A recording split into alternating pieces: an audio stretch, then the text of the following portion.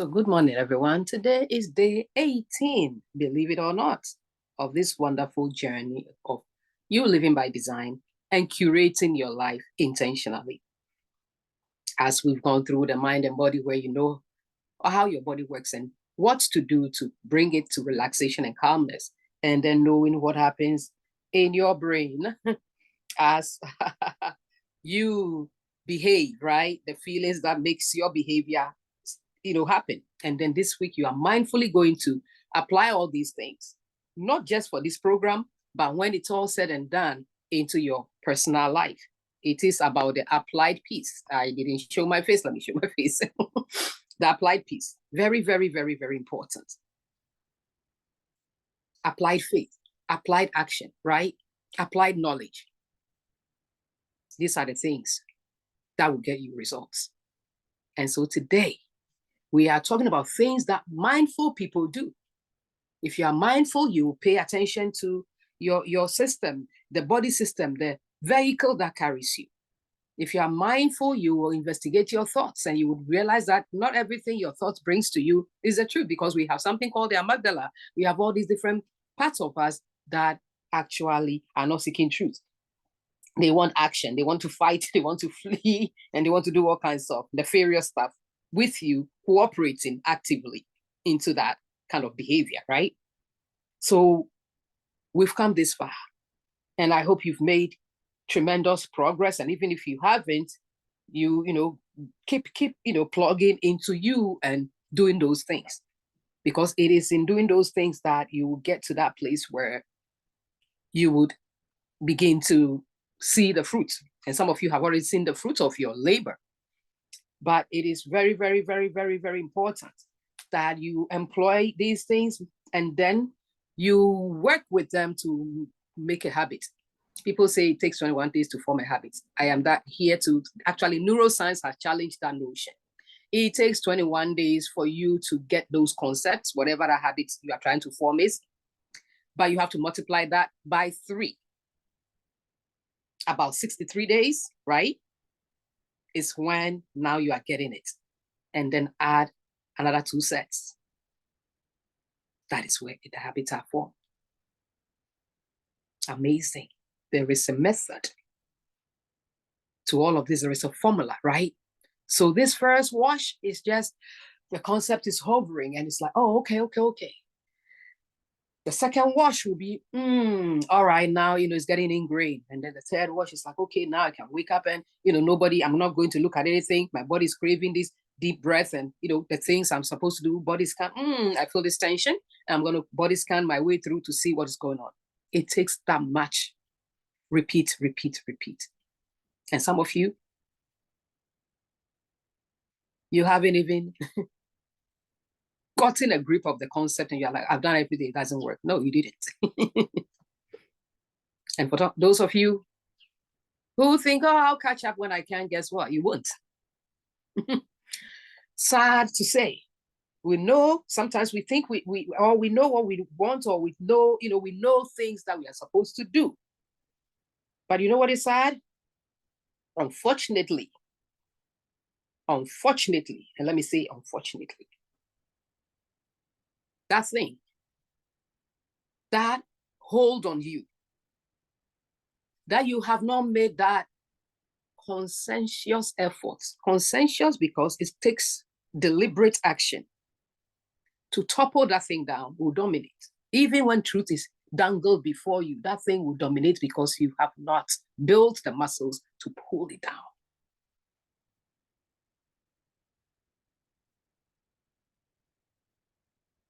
To pull down the things that exhaust themselves against that knowledge and power that will move you forward. And so today we would look at how mindful people behave. And I'm going to take you to the infographic. Actually, no, I'll take you to something first, because remember, I'm trying to give you all kinds of interesting twists to, how you and I work. Interestingly, I love this picture. It just cracks me up. You see, everything we hear is an opinion, not a fact. Everything we see is a perspective, not the truth. You see, if you look at this image, some people are seeing 3. The person on the other side says 3. The person on the other side says 4. I love it. So take a look at this and have fun with it the way I have fun with it.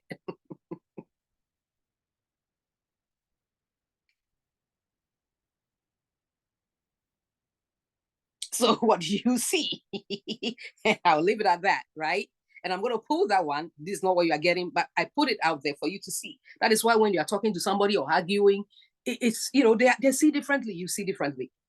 So without this successful work, believe you me, it will always be that, you know, back and forth, back and forth, back and forth. But I'm going to digress and take this off because that's not the main point. I just wanted you to see that. So that is how you operate in the world. That is why the people you are dealing with are also seeing, you can see 4, they see 3. If you don't put in this level of work, do you think there'll be peace? There'll be no peace. And so today, what you are getting is the 15 things people who are mindful do differently. And it says they don't believe their thoughts and they don't take them all that seriously.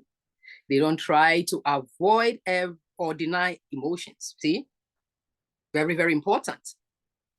They understand that things come and go. Your feelings, even the one that is irking you, maybe you won't be in that space with them forever.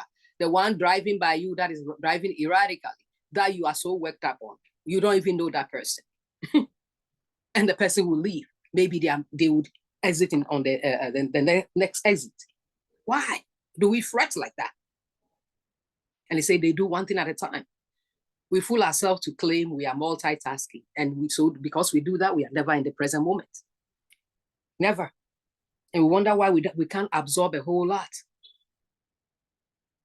Somebody said the new culprit in our lives is not illiteracy where people can't read and write. No, it's people read and they don't take action because they don't absorb nothing. Can you imagine the travesty of this new living and this new reality? And say they turn everyday tasks into mindful moments. You can't do that if you are doing so many things at the same time. They practice being curious. Curiosity will bring you all kinds of spaces into your life's work. We claim the world is people who claim the world is your oyster. Guess what? The friction in the oyster produces pearl. So guess what? If the world is really an oyster, why are we not seeing the pearls? Because we talk ourselves out of the things that actually is supposed to usher us into our brilliance. And it says, so practice being curious. They say they get outdoors and embrace the beauty of nature. Get out, take a walk, let the sun, rays fall on you. See, they enjoy every bite when they eat. If you are not shoving the food down and you are eating mindfully, actually it satiates you. Satiation is that contentment that comes with eating. But most of us are not even chewing well. And we are shoving the stuff. And that's how we show up, and that's how we do it. And it's fast. It's, quick. You name all the way we present. And we wonder why the food is not digesting. We wonder why we are not being nurtured the way we are supposed to. And we wonder. And we wonder, and we wonder, and we wonder, and we wonder.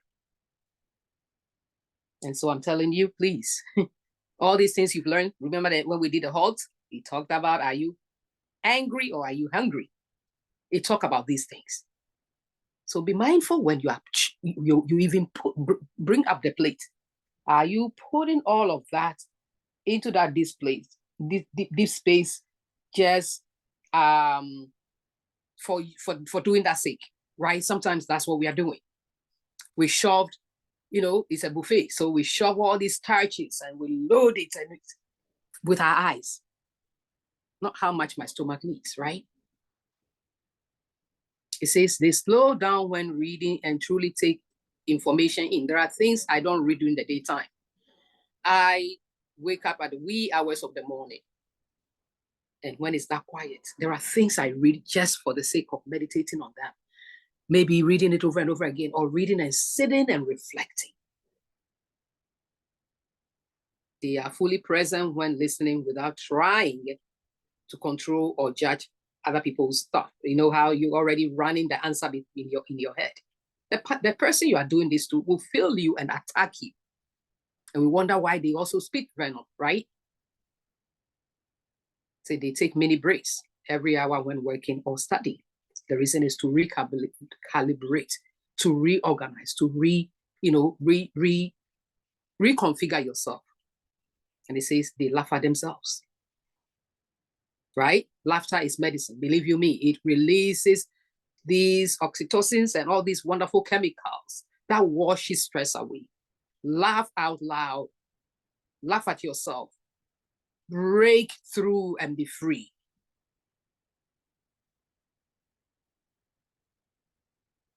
And it says they focus on what they are doing. They pay attention. They are self-aware.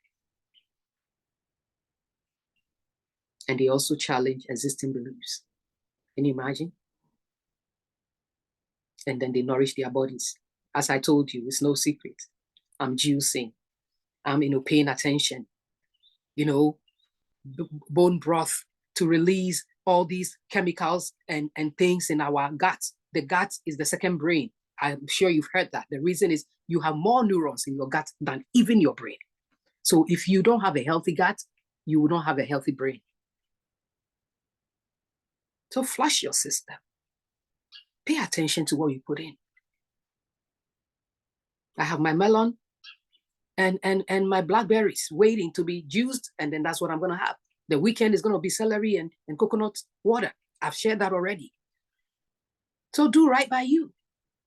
Get that right of control over your appetite, over your mind, over your body, over all these different things that nourishes you. And so I'm going to leave this thing on for a minute so that, you absorb them and deliberate about, what they are. Okay?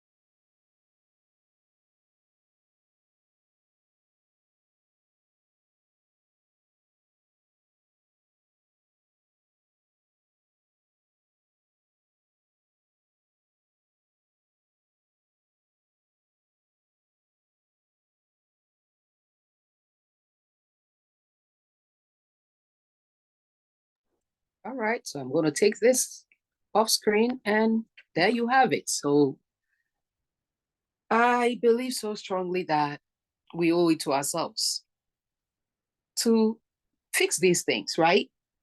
All these things that we listed are behaviors. And my hope is that we tune into the right way to live whilst we are fixing these things with the tools I have given you so that the change will happen. Because there's a cost to not taking action. So I hope that on this day 18, you are taking action, because now you know what stress does to your body. And some of you are, already on insulin and all these different things, or all the diseases that was listed, you already have them. But if you make these changes slowly but surely, the doctor will begin to notice. My own husband went to see his doctor. We started a juicing, we do it and we stop and all that. And then a couple of months, we picked it up again. His doctor actually cracked a joke with him and said, your blood, work looks so good. Go and sin no more.